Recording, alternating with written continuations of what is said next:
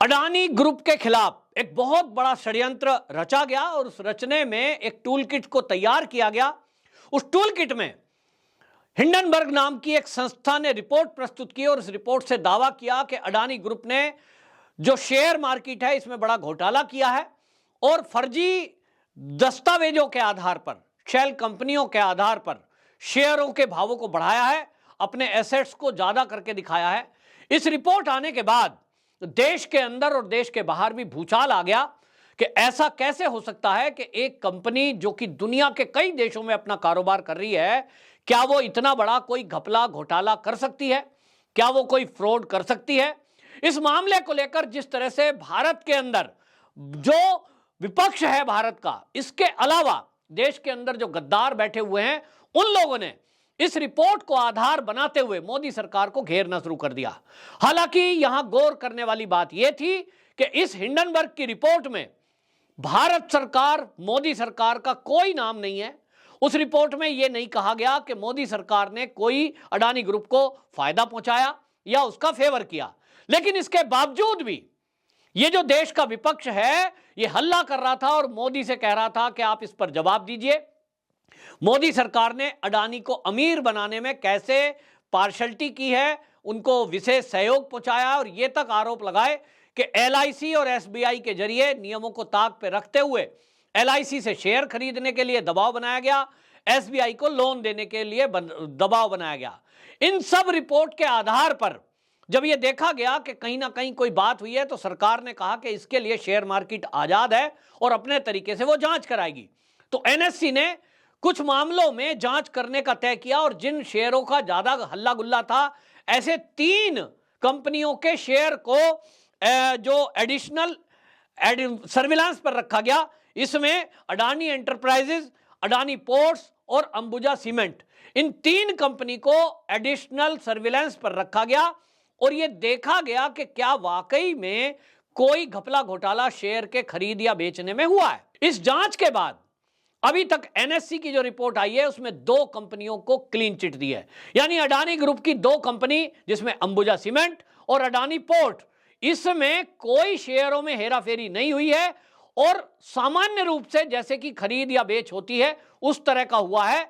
इस रिपोर्ट के आने के बाद, एनएससी की इस रिपोर्ट के आने के बाद जो अडानी की ये 2 कंपनियां एडिशनल सर्विलांस पर थी, उनको एडिशनल सर्विलांस से हटा दिया गया है और इनको जो है आपको बता दें कि अगर कहें ये 2 शेयर को बाई रेटिंग दी है। बाई रेटिंग मतलब आप खरीद सकते हो, कोई रिस्क नहीं है।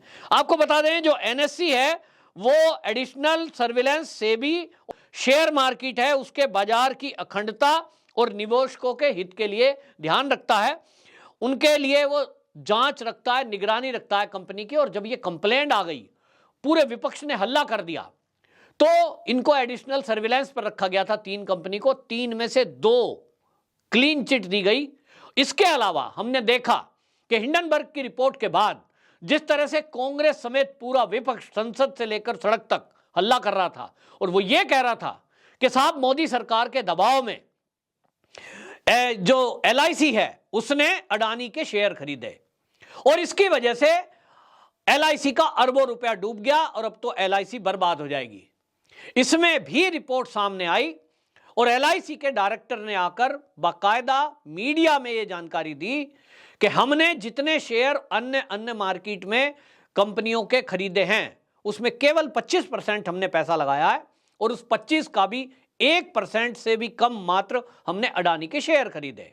और जितने शेयर खरीदे अभी तक हिंडनबर्ग की रिपोर्ट के आने के बावजूद भी हम उसमें फायदे में हैं। हालांकि हिंडनबर्ग की रिपोर्ट आने के बाद जैसे ही अडानी के शेयर घटे, निश्चित रूप से जो एलआईसी ने जो शेयर खरीद रखे थे उसमें भी गिरावट आई, लेकिन 4000 का जो शेयर पहुंचा था वो 2000 के लगभग आया। लेकिन उसके बावजूद आपके बता दें ये जो शेयर की परचेजिंग थी, एलआईसी के सूत्रों ने बताया कि हमने तो 250 और 300 रुपए के शेयर खरीदे थे, वो बढ़कर के 4000 के हो गए। आज घट करके वो बेशक 2-2.5 हजार तक पहुंचे हैं, हम घाटे में नहीं है।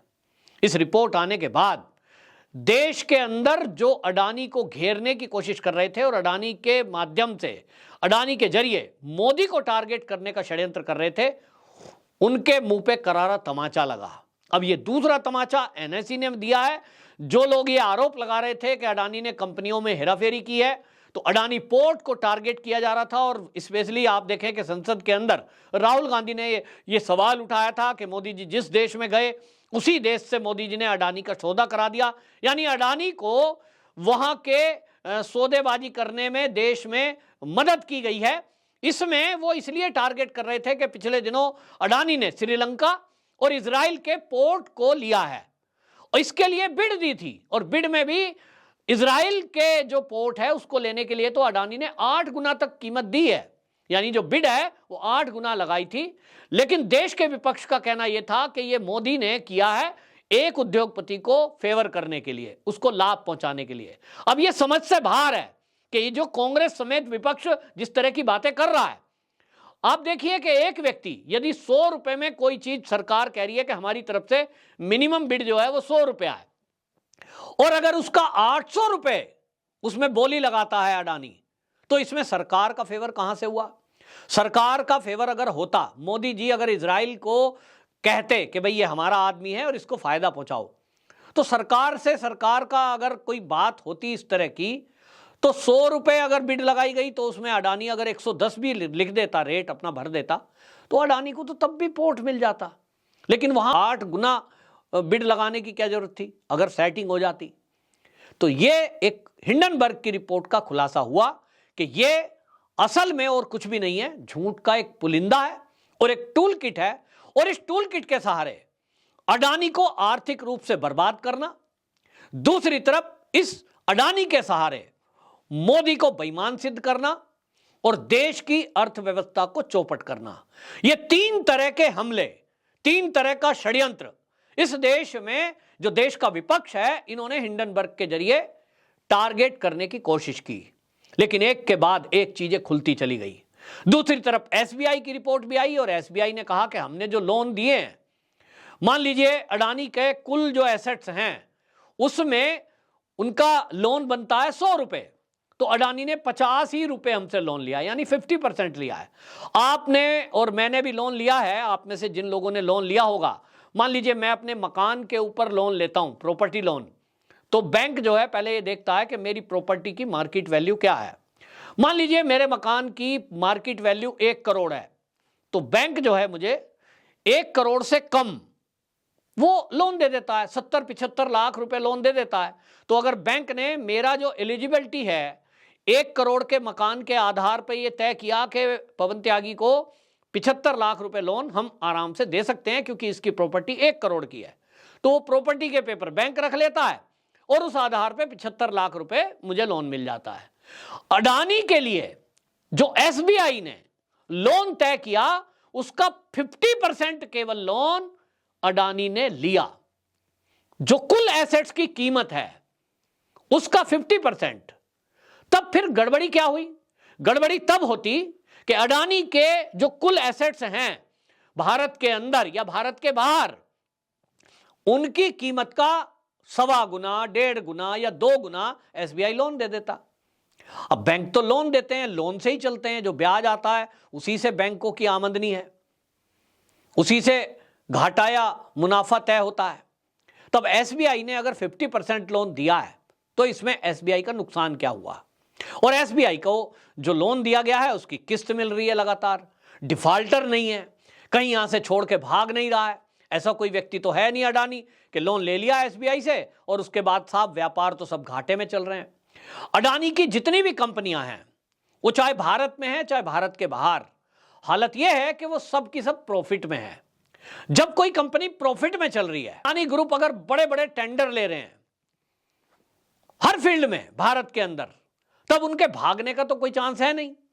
तो एसबीआई घाटे में कब जाएगा? एसबीआई जब घाटे में जाता, जब लोन लेकर वो फरार हो जाते नीरव मोदी की तरह, विजय माल्या की तरह। तो वैसा तो कोई चांस है नहीं।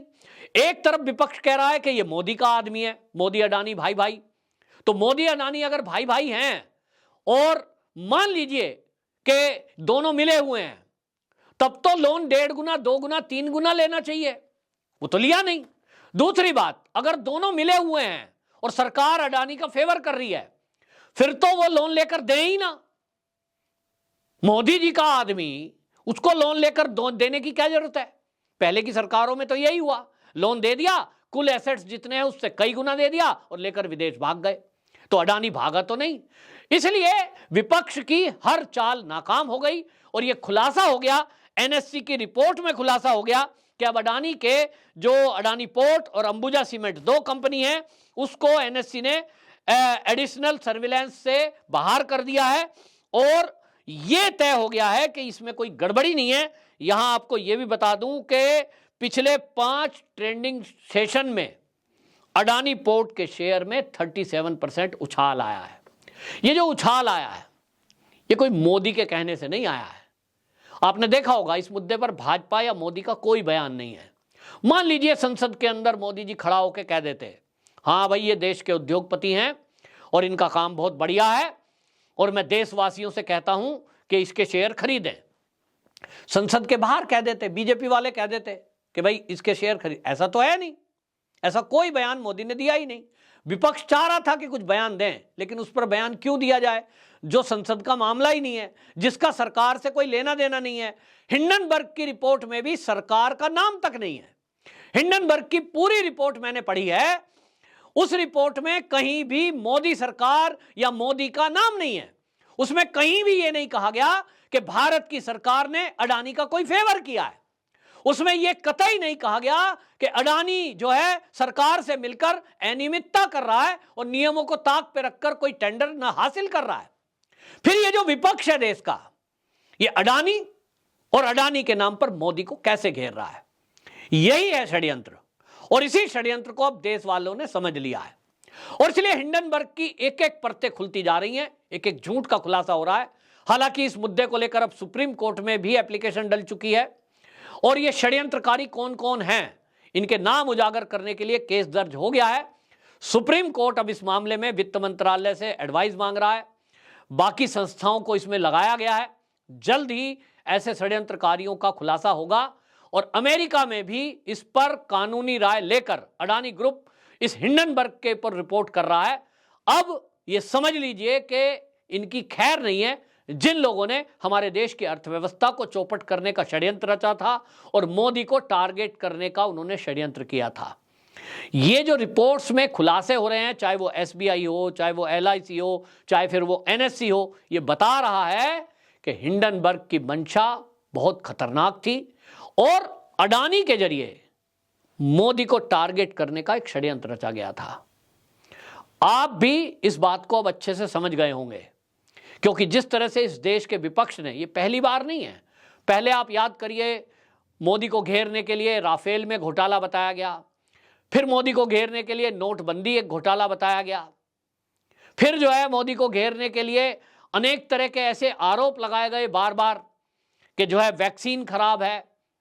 सब आरोप फर्जी साबित हुए। ये भी आरोप एक दिन जल्द ही खुलासा हो जाएगा और आप सबके सामने चीजें आ जाएंगी, क्योंकि अब इस मामले में सुप्रीम कोर्ट भी बीच में आ चुका है। लेकिन इतना तो तय है कि हिंडनबर्ग को यह तो पक्का था कि मैं कोई एक फर्जी रिपोर्ट भी प्रस्तुत कर दूंगा तो भारत के अंदर जो गद्दार बैठे हैं वो इस मुद्दे पर भ्रम फैलाने का काम, यानी उसका प्रचार प्रसार और उसके षड्यंत्र को बढ़ावा देने के लिए कूदकर मैदान में आ जाएंगे। हुआ भी ऐसा ही है। ये जो भारत के विपक्षी पार्टी के नेता हैं, इनको मैं आए दिन सुनता हूं और आप भी टीवी डिबेट में सुनते होंगे। इनको भारत की किसी एजेंसी पर यकीन नहीं है। एनएससी ने रिपोर्ट दे दी है, सेबी जांच कर रही है और भारत के अंदर इतने पत्रकार हैं, इतने चैनल हैं, उनके अपने अपने एसेट्स हैं, तरीका है खोज करने का। उनमें से कोई नहीं कह रहा है कि घोटाला हुआ, लेकिन विदेश का कोई एक 10 लोगों की संस्था एक रिपोर्ट दे देती है, कोई विदेशी अखबार में कोई लेख छप जाता है, विदेश के कोई चैनल पर कोई खबर चल जाती है, उसके नाम पर भारत में हंगामा खड़ा कर देते हैं ये लोग। तो इनको भारत के बजाय विदेशों पर विश्वास क्यों है? ये तो आपके लिए सवाल है और आपको सोचना है कि ऐसी मानसिकता के लोग भारत में हैं जिनको भारत के बजाय विदेश के ऊपर भरोसा है। ऐसा क्यों? उनके डीएनए में क्या भारत माता का खून नहीं दौड़ता है? एक बहुत बड़ा सवाल है। वंदे मातरम।